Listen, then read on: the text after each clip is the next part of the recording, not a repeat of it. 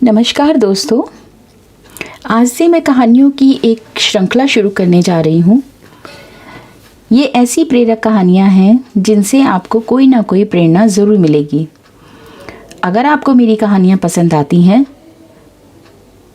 तो आप मुझे अपने सुझाव कमेंट सेक्शन में ज़रूर बताइएगा, जिससे मुझे प्रेरणा मिलेगी। तो आइए कहानी शुरू करते हैं। आज की कहानी है बुद्धिमान बंजारा। एक बंजारा था। वह बैलों पर मेट यानी मुल्तानी मिट्टी लाद कर दिल्ली की तरफ आ रहा था। रास्ते में कई गांव से गुजरते हुए उसकी बहुत सी मेट बिक गई। बैलों की पीठ पर लदे बोरे आधे तो खाली हो गए और आधे भरे रह गए। अब वह बैलों की पीठ पर टिके कैसे, क्योंकि भार एक तरफ हो गया था। नौकरों ने पूछा कि क्या करें, तो बंजारा बोला, अरे सोचते क्या हो, बोरों के एक तरफ बालू रेत भर दो। यह राजस्थान की ज़मीन है, यहाँ रेत बहुत है। और नौकरों ने वैसा ही किया। बैलों की पीठ पर एक तरफ आधे बोरे में मेट हो गई और दूसरी तरफ आधे बोरे में रेत। दिल्ली से एक सज्जन उधर आ रहे थे।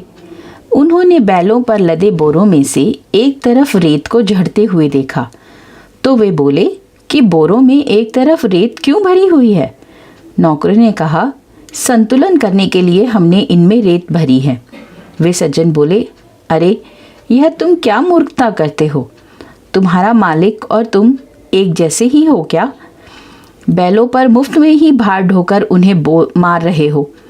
मेट के आधे आधे दो बोरों को एक जगह बांध दो, तो कम से कम आधे बैल तो बिना भार के खुले चलेंगे। नौकरों ने कहा कि आपकी बात तो ठीक है, पर हम वही करेंगे जो हमारा मालिक कहेगा। आप जाकर हमारे मालिक से कहो और उनसे हमें हुक्म दिलवाओ। वह आदमी बंजारे से मिला और उससे वही बात कही। बंजारे ने पूछा कि आप कहाँ के रहने वाले हो और कहाँ जा रहे हो? उसने कहा, मैं भिवानी का रहने वाला हूँ, रुपए कमाने के लिए दिल्ली गया था। कुछ दिन वहाँ रहने पर मैं बीमार हो गया। जो थोड़े बहुत रुपए कमाए थे वो बीमारी में खर्च हो गए। व्यापार में घाटा चला गया। पास में कुछ नहीं रहा। ऐसा विचार करके मैंने घर चलने की सोची, सो अपने घर जा रहा हूँ। उसकी बात सुनकर बंजारा नौकरों से बोला, इसकी बात मत मानो, अपने जैसे चल रहे हैं वैसे ही चलो। इनकी बुद्धि तो अच्छी नहीं लगती और उसका नतीजा भी ठीक नहीं निकलेगा। अगर ठीक निकलता तो ये धनवान हो जाते। हमारी बुद्धि भले ही ठीक ना हो, पर नतीजा ठीक ही होगा। मैंने कभी अपने काम में घाटा नहीं खाया है, तो जैसा मैं कहता हूँ वैसा ही तुम लोग करो। बंजारा अपने बैलों को लेकर दिल्ली पहुँचा। वहाँ उसने ज़मीन खरीदकर मेट और रेत दोनों का अलग अलग ढेर बना दिया। नौकरों से कहा कि बैलों को जंगल में ले जाओ और जहाँ चारा पानी हो वहाँ उन्हें रखो। यहाँ उनको चारा खिलाएंगे तो मुनाफा कैसे कमाएंगे? अब मेट जो है वो बिकनी शुरू हो गई।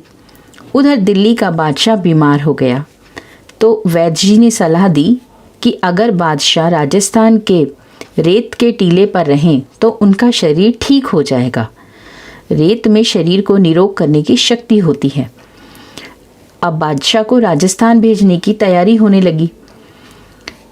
तो किसी ने कहा कि राजस्थान क्यों भेजें, वहाँ की रेत यहीं मंगा लेते हैं। तो किसी ने कहा कि ठीक बात है, लेकिन रेत लाने के लिए ऊँट को भेजो। ऊँट क्यों भेजें, यहीं बाजार में ही रेत मिल जाएगी। बाजार में कैसे मिल जाएगी? अरे दिल्ली का बाजार है, यहाँ सब कुछ मिलता है। मैंने एक जगह रेत का ढेर लगे हुए देखा है। अच्छा, तो जल्दी से रेत मंगवा लो। बादशाह के आदमी बंजारे के पास गए और उससे पूछा कि रेत का क्या भाव है। बंजारा बोला, चाहे मेट खरीदो चाहे रेत, एक ही भाव है। दोनों बैलों पर बराबर बराबर तुल कर आया है। बादशाह के आदमियों ने वो सारी रेत खरीद ली। अगर बंजारा दिल्ली से आए उस सज्जन की बात को मान लेता तो ये मुफ्त के रुपए उसे कैसे मिलते? इससे यह सिद्ध होता है कि बंजारे की बुद्धि ठीक समय पर ठीक काम कर रही थी।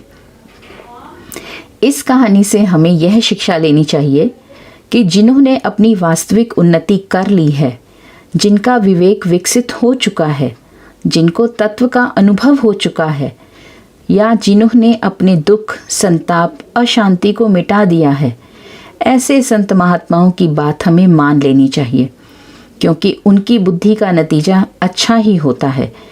जैसे किसी ने व्यापार में बहुत धन कमाया हो, तो वे जैसा कहें वैसा ही अगर हम भी करेंगे तो हमें भी लाभ ही होगा, क्योंकि उनको अगर लाभ हुआ है तो हमें भी लाभ होगा।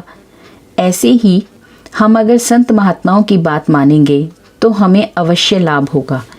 उनकी बात चाहे समझ में आए या ना आए, लेकिन तो भी हमें मान लेनी चाहिए।